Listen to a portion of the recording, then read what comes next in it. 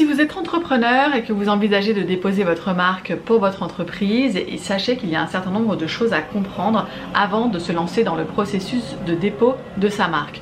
Pourquoi? Parce que une fois qu'on a déposé sa marque, quand bien même elle est refusée par l'INPI, on ne vous rembourse pas. Donc c'est une démarche qui coûte environ 200 €, donc je pense que c'est très important d'être prêt pour cette démarche. Si vous voulez des informations juridiques sur votre entreprise, depuis sa création jusqu'à sa fin, n'hésitez pas à vous abonner à ma chaîne et puis à cliquer sur la petite vidéo pour être notifié de chaque nouvelle vidéo. Bonjour, je m'appelle Héloïse de Castelnau, je suis avocate et je dédie mon activité aux entrepreneurs depuis plus de 10 ans. Donc si dans le cadre du lancement de votre entreprise, vous voulez déposer votre marque, il y a 4 choses à comprendre avant de faire la démarche en tant que telle. La première chose, c'est de s'y prendre le plus tôt possible. On me pose souvent la question de savoir est-ce qu'il faut que je crée mon entreprise avant de déposer ma marque. La réponse est non. Vous pouvez tout à fait déposer votre marque avant de créer votre entreprise, c'est-à-dire de la déposer en votre nom propre, et c'est même ce que je conseille. On n'est pas obligé d'avoir une entreprise pour déposer sa marque. N'importe qui a une adresse en France peut déposer sa marque en son nom propre. Donc moi, je vous conseille de vous y prendre le plus tôt possible avant même d'entrer dans les démarches administratives pour créer votre entreprise. Pourquoi? Parce que les délais d'obtention d'une marque sont très longs. Entre le moment où vous allez faire votre demande de dépôt en ligne et le moment où votre marque va être réellement enregistrée, il va s'écouler plusieurs mois. D'accord? Donc ça, c'est très important de savoir qu'il y a une partie qui va être ce qu'on appelle un délai d'instruction d'environ 2 mois, où l'INPI va vérifier que votre marque est valable et que personne ne s'oppose à son dépôt. D'accord? Et puis ensuite, il y a un délai de 2-3 mois qui sont des délais administratifs.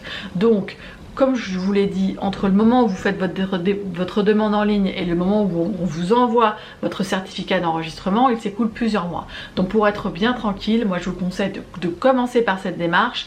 Comme ça, une fois que vous lancez votre communication pour votre entreprise, votre marque est bel et bien enregistrée. Pour avoir suivi de nombreux clients qui ont eu des problèmes dans leur dépôt de marque alors qu'ils avaient déjà fait leur campagne de communication, c'est une source de stress, ça coûte de l'argent parce qu'on est très vite obligé de consulter un avocat parce que les choses ne se passent pas comme prévu. Donc si cette question est réglée avant que vous lanciez quoi que ce soit d'autre, c'est beaucoup mieux pour vous. Deuxième chose à savoir avant de déposer votre marque, c'est d'avoir un plan B. Alors, je sais que la plupart d'entre vous, vous avez réfléchi à votre marque pendant des semaines et des semaines, elle vous tient vraiment à cœur. Là, je parle essentiellement des marques verbales, je parle pas forcément des logos, mais voilà, vous avez un nom de marque qui vous tient à cœur, c'est très important pour vous, etc. Mais moi, je vous conseille d'avoir un plan B, c'est-à-dire d'avoir une deuxième idée de nom de marque. Pourquoi? Parce que il y a très régulièrement d'autres entreprises qui vont s'opposer à votre demande de marque dans votre secteur d'activité. Votre marque, elle doit être disponible, c'est-à-dire que en fonction de votre secteur d'activité, il ne doit pas y avoir déjà une autre entreprise qui a une marque identique ou trop proche de la vôtre pour être acceptée, d'accord? Sinon, là, cette entreprise peut faire opposition à votre demande de dépôt de marque et l'INPI va vous dire que votre marque n'est pas disponible dans votre secteur d'activité. Le problème, c'est qu'il n'y a que 26 lettres dans l'alphabet et qu'à force que des milliers et des milliers de gens déposent des marques, eh bien, il y a très souvent des marques qui se ressemblent. Donc, évidemment, au moment de faire votre demande de marque, il faut vous être assuré qu'aucune entreprise n'ait déjà déposé une marque identique ou proche. Mais quoi qu'il en soit, quand bien même vous avez l'impression qu'il n'y a pas d'entreprise qui a déposé une marque proche, il peut quand même y avoir une entreprise qui va faire une demande d'opposition de votre marque. C'est des choses qui peuvent vous coûter de l'argent et qui vont vous prendre beaucoup de temps à gérer. Donc la meilleure solution, ça peut être celle d'avoir un plan B, c'est-à-dire une autre idée de marque. Comme ça, vous ne perdez pas de temps. Et ça, c'est vraiment un conseil que je donne à tout le monde. Ayez un plan B pour votre marque, ça va vous faciliter les choses si jamais un problème se présente au moment de votre inscription et notamment si on vous dit que votre marque n'est pas disponible pour votre secteur d'activité. La troisième chose à comprendre, c'est de comprendre l'idée qu'il faut bien connaître les règles du processus de dépôt de marque. Je dis toujours à mes clients, le dépôt de marque, c'est une démarche faussement simple.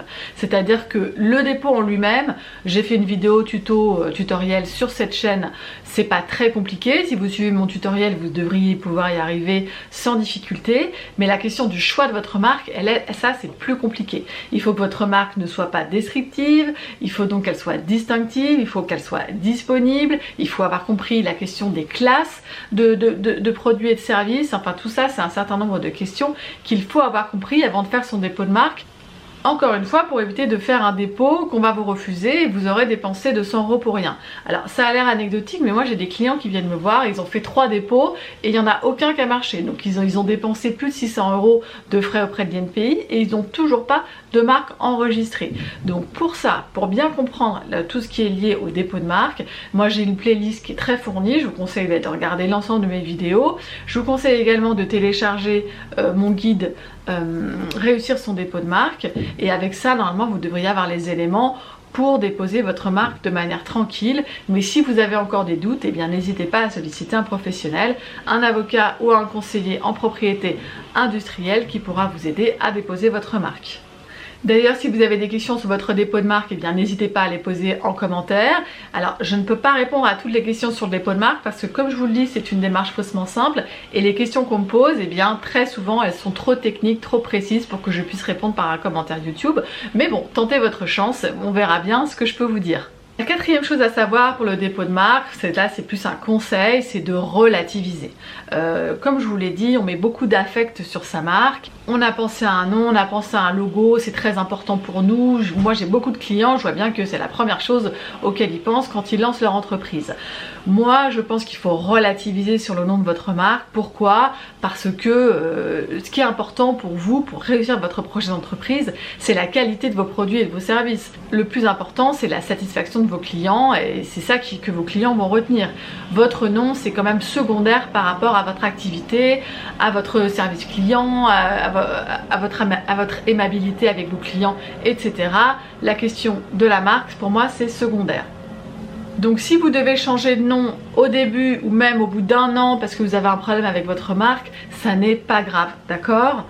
N'oubliez pas, l'entreprise Nike, elle n'a pas réussi grâce à son nom Nike ou grâce à la virgule, elle a plutôt réussi grâce au bas salaire des ouvriers chinois et à la carrière de Michael Jordan. Donc dites-vous bien que c'est la même chose, il faut relativiser sur le choix de votre marque. C'est un processus important pour un certain nombre d'entreprises d'avoir une marque qui va identifier leurs produits ou leurs services pour leurs clients, mais si vous changez de nom, ça n'est pas grave.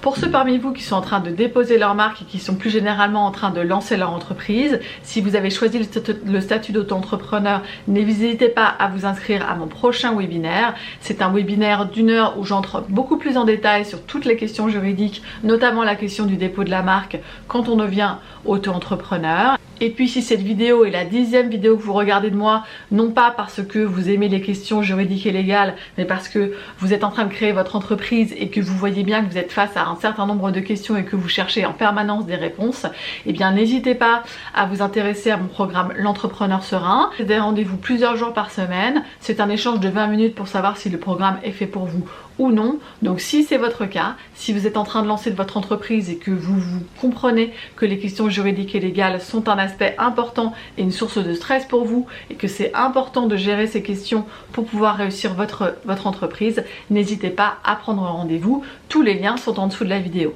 Je vous dis à très bientôt, au revoir.